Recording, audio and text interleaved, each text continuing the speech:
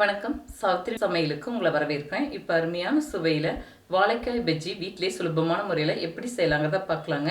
இந்த வாழைக்காய் பஜ்ஜிக்குங்க எல்லா விதமான சட்னியும் தொட்டு சாப்பிட்லாங்க. டொமேட்டோ சாஸ் எல்லாம் வச்சு சாப்பிட நல்லாயிருக்கும். இது வெறுமனாவே சாப்பிட ரொம்ப அருமையாக இருக்குங்க.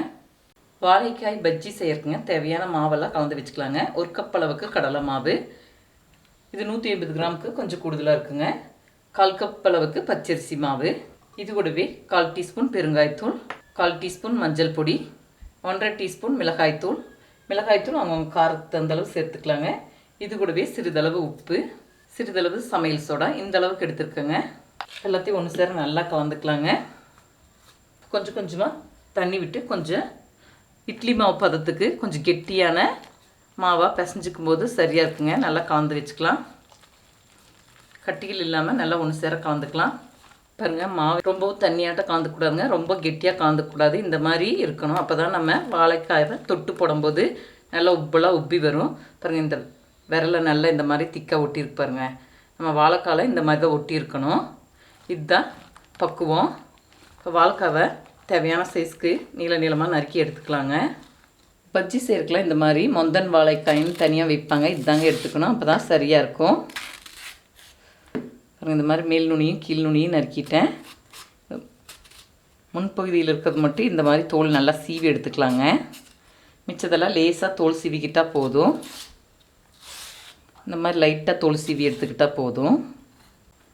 இந்த மாதிரி சீவலில் நல்லா அழுத்தம் கொடுத்து சீவி எடுத்துக்கலாங்க.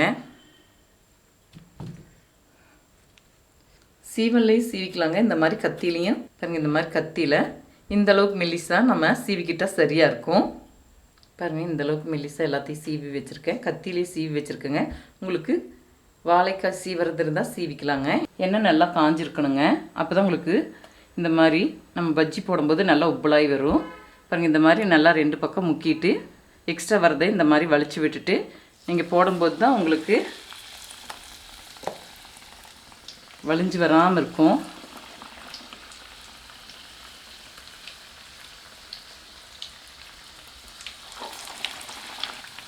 திருப்பி போட்டுக்கலாங்க. பாருங்கள், இந்தளவுக்கு செவந்து வரும்போது எடுத்துக்கணும், இல்லாட்டினா உங்களுக்கு கருகிரும். பஜ்ஜி நல்லா வெந்து வந்துருச்சுங்க. எண்ணெய் வடிச்சிட்டு எடுத்துக்கலாம். இப்போ அருமையான சுவையில் வாழைக்காய் பஜ்ஜி வீட்டிலே சுலபமான முறையில் செய்துட்டேங்க. இது எல்லா விதமான சாதத்துக்கு சைடிஷாக வச்சு சாப்பிட்லாங்க. இந்த வாழைக்காய் பஜ்ஜி எல்லா விதமான சட்னியும் தொட்டு சாப்பிட ரொம்ப அருமையாக இருக்குங்க. இது டொமேட்டோ சாஸும் கூட வச்சு சாப்பிட அருமையாக இருக்குங்க.